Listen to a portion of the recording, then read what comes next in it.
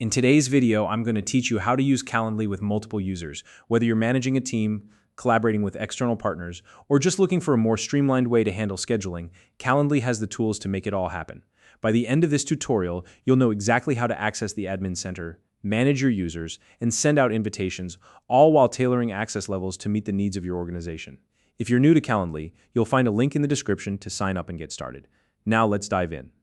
First, we'll start by accessing the Admin Center. To do this, navigate to the Admin Center, which you'll find in the lower left corner of the Calendly homepage. The Admin Center is essentially the command hub for all your administrative tasks. This is where you can manage users, assign roles, and make adjustments that impact your whole Calendly organization. Once you're in the Admin Center, the next step is to view your current users. Click on the Users tab. This section acts as a dashboard, showing you everyone who currently has access to your Calendly account, along with their assigned roles. Whether someone is an admin with higher level permissions or a regular user focused on scheduling, this dashboard makes it easy to keep track of who's who. Now that you've seen your existing users, it's time to invite new ones. Start by clicking on the Invite Users button.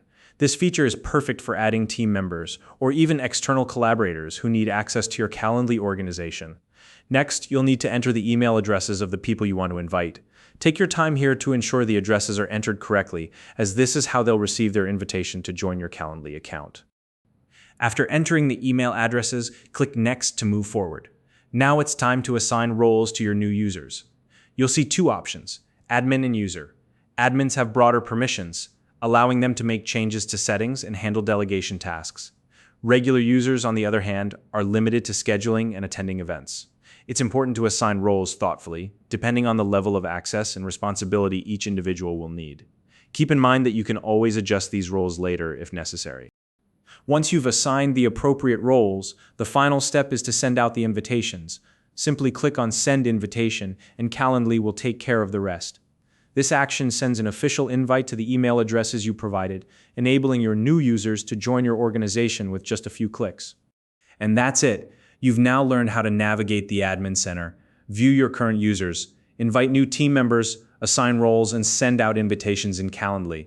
By following these steps, you'll be able to efficiently manage your organization and ensure everyone has the right level of access for their needs.